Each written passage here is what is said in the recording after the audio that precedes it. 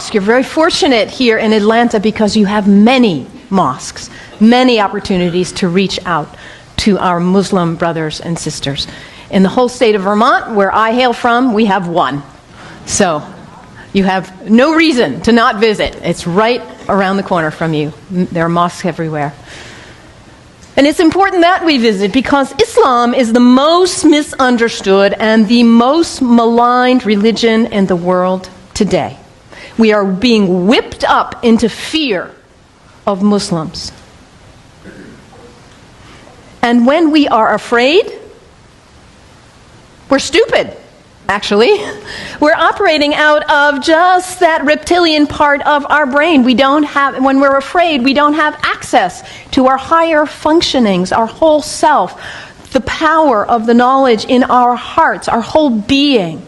We're resigned to a small place of living. Ali, the son-in-law of the Prophet, says, people are afraid of what they don't understand.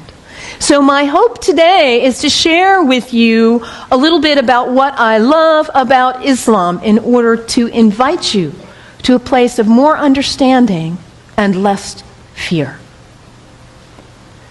Islam is very practical. If you are looking for insights about how to live a good life, how to be a good person, Islam has wonderful gems to offer to you. One of the things I love most about Islam is that it invites us to be concerned about what is the most important thing in life. To get our priorities straight. What is it for you? Stuff? Money? Power? Prestige? Family? Kindness? Service? Love? Art? Compassion? What is it for you?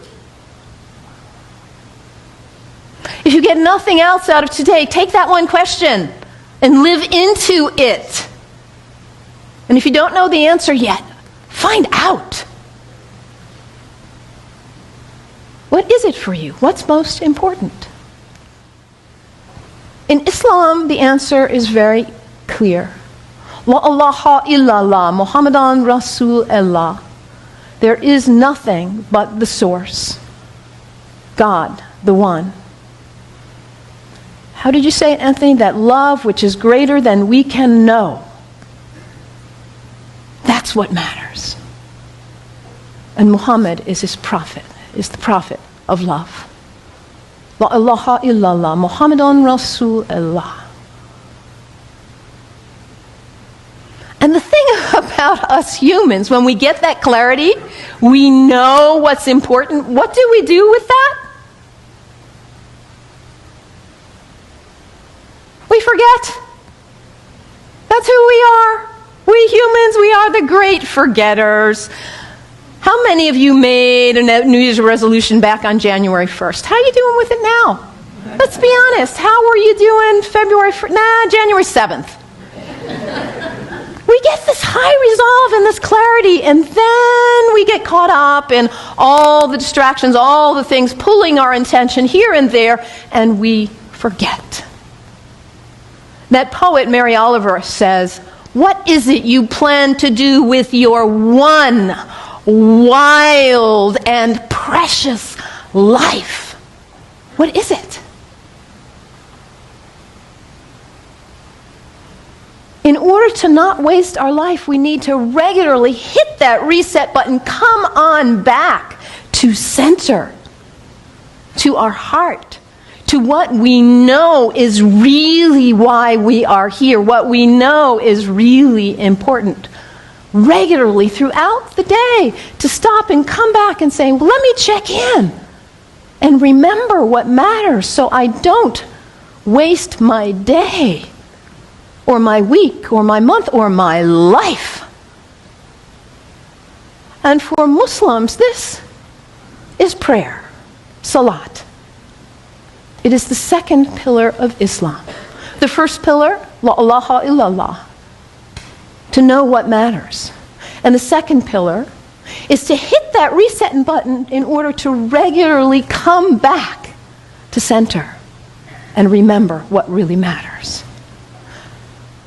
And for Muslims, this is not an activity in the head. It's an activity of the whole body.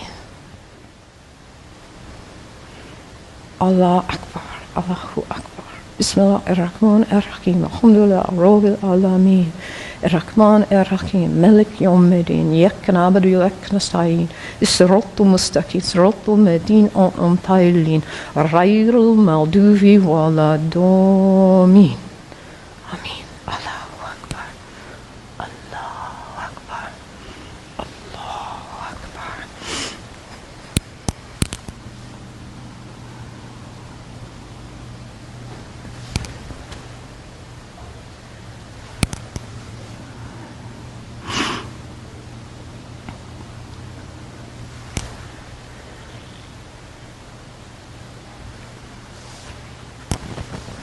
Can you imagine how limber you'd be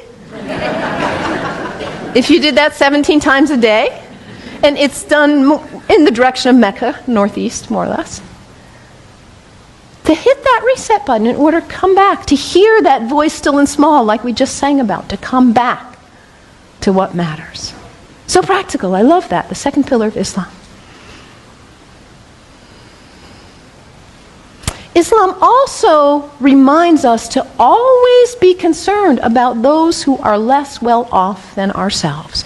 Over and over in the Quran it says, be concerned about the widows and orphans. Be generous. I brought some soup as a symbol of generosity, giving, donating to food banks, giving to people who need food. I think about Muhammad almost like a spiritual, a social genius. He himself was an orphan. By the time he was 6 years old, he had already lost both his parents. He knew marginality. He knew it. And what happens when there is imbalance in a society where there are some who have a lot and some who don't have enough? What happens here? Those who don't have enough are suffering, aren't they? Out of their lack of nutrition, food, healthcare, hygiene, educational opportunities, they suffer. And in their suffering, they may experience illness. Their illness doesn't stay there, does it? It spreads to the rest of the people. And in their need, they may choose to engage in criminal activity just to try to put food on the table. And that destabilizes the whole society when you have some without and some with too much. And what about the people with too much? Greed is spiritual bankruptcy. We cannot know well-being in our hearts when we are surrounded with too much while others are suffering. It creates instability. And Muhammad, peace be upon him, he was a spiritual genius, saying, let's bring it back into balance.